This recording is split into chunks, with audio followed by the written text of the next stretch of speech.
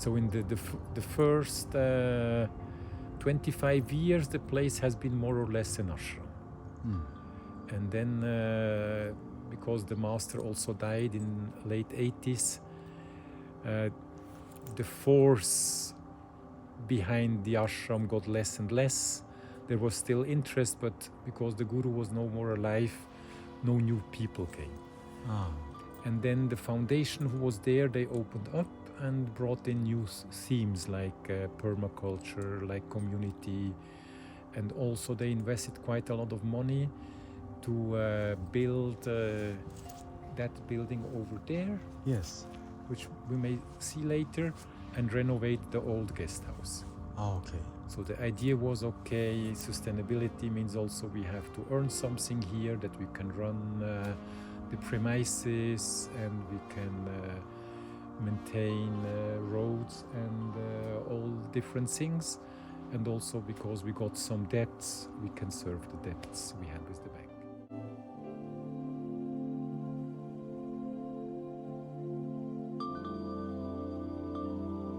The revenue comes from the infrastructure. We rent out infrastructure, the rooms and the seminar rooms, and we have lodging and boarding for individual guests also, and we have a shop. So that's our the revenues from the seminar part, and then we have revenues little bit from the permaculture. They have different products, they have herbal products, they have plants they sell, they have mushrooms, they have also a education part where they make permaculture courses, where they also have revenue from seminar fees. And then we have a little bit donations coming in also, especially also for the temple, because that's from the Indian tradition. If you go to the temple, you give some donation. Oh, yes. So all that manages more or less that we can live here and have enough funds to maintain them.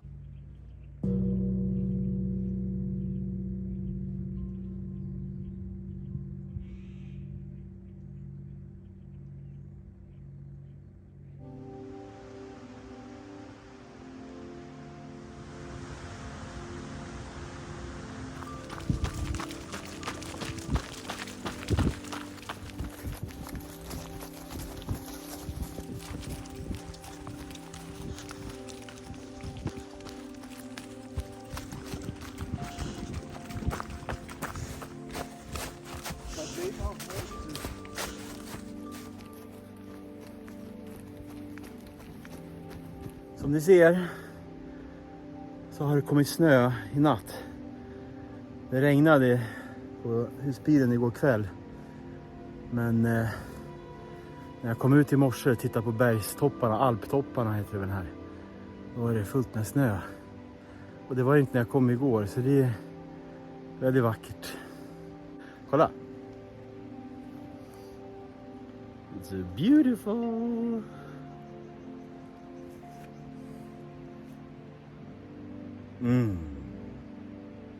Ja, hej. Joakim heter jag. Kommer från Stockholm från början. Men nu träffade jag Anders här i Schweibenalp, centrala Schweiz. Sen ett par dagar tillbaka. Ja, det är lite oväntat. Möta en svensk här. Ja, första svensken för mig också. Faktiskt. Men när kom du hit då? Så jag kom hit till Schweibenalp i början av april. Ja. Som en volontär arbetare för något som heter European Voluntary Service. Som har lite olika projekt runt om i världen. Ja. Är det här VOP? VOP? VOF, förlåt. Liknande, men jag tror att nätverket är nästan större och det berör också inte bara odling på olika gårdar, utan det kan vara hållbarhetsprojekt eller sociala projekt. Eller, men nu, i mitt fall så råkade det också bli i en ekoby i Schweiz. Men det låter ju hur exotiskt som helst liksom. Och komma som svensk till en ekoby i Schweiz. Och det är ju många som drömmer om Det kan jag för bara fråga hur gammal du är. Så man bara, Så jag är 27 år gammal. ja, det var inte mig. Men för mig, jag har resande någonting som har varit en passion för mig sedan 5-6 år tillbaka. Eller sedan jag var i 20-årsåldern. Ja. Så jag har varit runt i Europa. Speciellt i Spanien och Portugal. Men framförallt Spanien. Cook on the fire. Now it's all arranged for winter. But in summer we have here also kitchen and everything. Ah. So certain people, they love to be Yes. up here. Yes. And you're always with the elements. Mm. And we are anyhow, because we are in the mountains, we have a lot of hydropower. Yeah. So our provider says it's 100% green energy. Okay. But we don't really have the money to Be self-sufficient. be self-sufficient. No. That we have now some money and want to go into solar, but we got the money in a moment when everybody wants to go to solar. Yeah. So so we have this rich field where people can make all these different experiences. Yes, yes. But we don't have. This is our line, and everybody has No. to follow that. So This- who will we are be the very, very open. Who will be the citizen, you think, in the future, in another 20 years from now? Is it the new followers of some kind of spirituality, or will it turn more over to permaculture? Or what is your... You ask for this place? Yes. These are questions which are very difficult because a place lives a lot from the founders. You know, we see if it's Tamera or if it's Damanhur, as soon as the founders get away, it becomes it's very difficult because the founders have been very inspirational and very charismatic persons. Mm. But I think being in the global eco-village network, we have a quite big vessel. Mm. And a lot of people and a lot of communities who make their experiments and then who bring together their experiences and share. And in that field, we also can find solutions for the future. Yes, yes. But like practical for this place, we also have that gap between old and young people. Old people, they have a little bit, they are used to how they lived, and young people, they want to bring in new things. And how to bring these two energies together, it's sometimes quite challenging. But we feel for the moment we have quite a good mix because it needs respect from both sides. And I think both sides can learn from each other. Speciellt permakultur har varit ett koncept som följt med mig mycket på min resa. Är det du liksom, den kunskapen du har tagit med dig till de ställena du har rest till och jobbat som volontär, att ja, men jag kan permakultur eller intresserad av det? Jo, men mycket. Det är det jag kan bidra med. Liksom. Precis, permakultur och odling har verkligen gått hand i hand. Är det så det funkar när man reser sådana här ställen? Att man kommer hit med någon kunskap eller erfarenhet? Ja, absolut. Alla bidrar ju på olika sätt till en väldigt färgrik gemenskap. It's also Feng Shui based. Okay. So we have like here in the middle, that's like the center of the center. It's a pond with rose quartzes. Okay. Which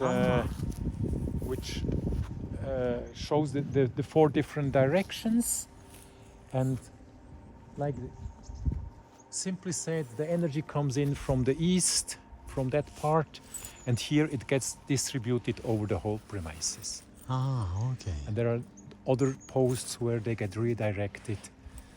So we have like places for abundance, we have one community place, we have different such Feng Shui places. And we have a Feng Shui master who maintains that and who always adapts to whatever is needed.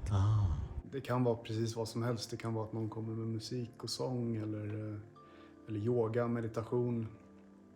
Sen här i Schweibenalp har vi olika delar. Dels har vi trädgårdarna som det finns olika olika roller som man kan volontärarbeta inom. Men sen är det också köket här som de har volontärarbetare eller de som har hand om själva hotellet och seminarcentrumet. Ja. Så att om man kan yoga till exempel och vill drömmer om att hålla yogakurser i Alperna i Schweiz. Ja. Då kan man jobba som volontär här och liksom möta grupper som kommer hit för att ha yoga. Ja, det skulle man kunna säga. Det är otroligt brett. Alltså, någonstans folk som söker en sån här livsstil behöver hitta någon typ av ingång. Som för mig har ingången väldigt mycket varit odling. Ja. För att många sådana här projekt, och även om det börjar som ett seminarcenter eller vad det nu kan vara, så speciellt så här har de en modell som funkar väldigt bra där. Det går väldigt naturligt ihop hur de har gäster som kommer hit för retreats, olika kurser och också bedriver sitt vegetariska kök. Folk som kommer hit på hälsoretreats och annat. Och för oss är det helt naturligt då när vi också har tillgång till land att vi kan odla mat till dem som vi säljer direkt till köket. Ja. Så för mig har det varit min ingång, men sen beroende på projektet och vad det är för typ av kontext så finns det ju massa olika ingångar om man vill ut och resa. Doing something on this height, in these circumstances, it needs work. If not, if we don't work, the forest comes in and slowly overgrows everything. Or in winter, the snow is there, so you have to shuffle that you can get around. Yes. And this we see here that sometimes it's difficult to find people who have this dedication to really go into it. För mig speciellt en livsstil som... För jag började också volontärarbeta sedan typ 5-6 år tillbaka. Och för mig började det väldigt mycket som ett mer hållbart sätt att resa. Att man istället för att gå till de här turistområdena så kan man hitta projekt där man kanske kan stanna lite längre tid, säg 2-3 månader eller längre. Och verkligen fördjupa sig i kulturen där och träffa människor som är väldigt inspirerande och många fina möten. I mean, the wolf has been nearby also once in a while. Lynx are also around. So we have foxes, they are already quite common. We have one fox, he plays with our cats, they have become quite friendly together. So it's kind of what we see having come from a traditional agriculture pastures where you just have the cows and they give too much fertilizer to the ground, so the biodiversity got lost. We changed like 8 years ago to having all permaculture-based agriculture, so we have no more cows. And with this more, in German you say Magerwiese, with this less fertilized pastures, biodiversity comes back. Okay. Och vart har tycker du har fått störst utdelning då under dina 5-6 år då, på det du har sökt? Är det här eller någon annanstans, Spanien eller? Ja, alltså för mig, det här känns ju som kulminationen av min resa just nu, att man är i framkanten liksom. Jag känner väldigt starkt att det är här jag vill vara just nu och trivs väldigt bra.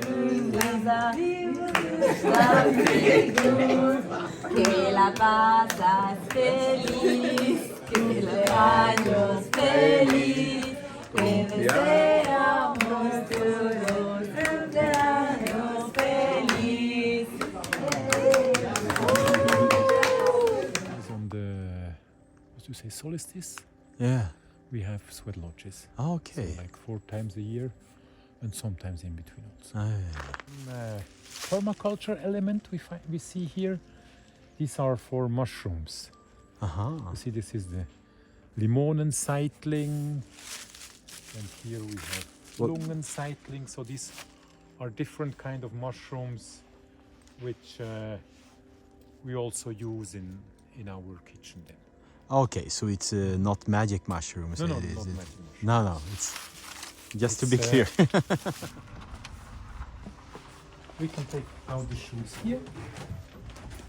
Hur skiljer Schweibenalp då från det du har varit på tidigare? Jag tror att det handlar mycket om att det är liksom en resa som byggs steg för steg mycket. Så för till exempel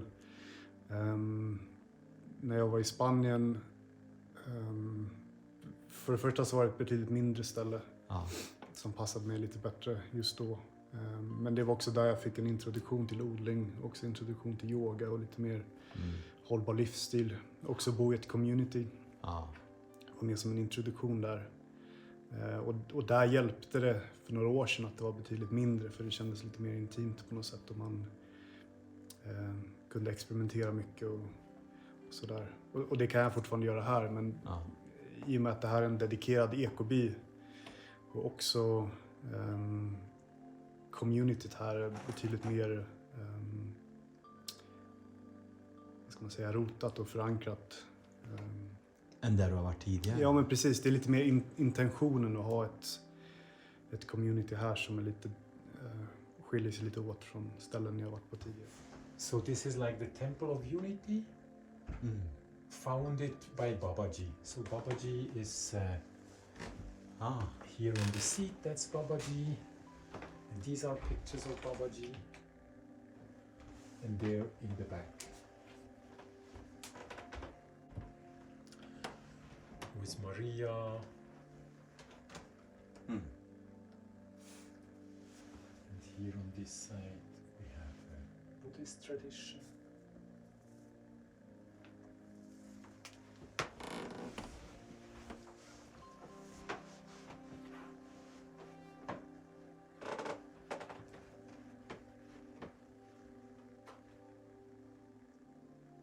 Different lineages in Buddhism, Tibetan.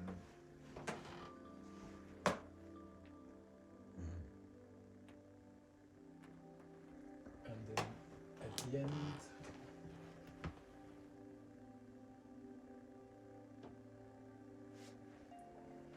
we also have here Aurasoma medicines, which are also quite have also a lot of intuitive knowledge. And then here we have the indigenous religions. Okay. This is like the altar of the indigenous. So all kinds of... All kinds.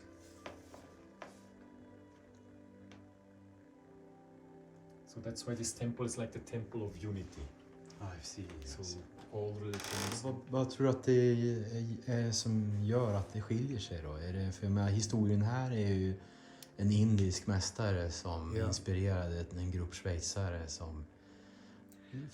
Jajamän. Alltså det är väldigt mycket, framförallt tror jag att intresset behöver finnas där. Och sen också,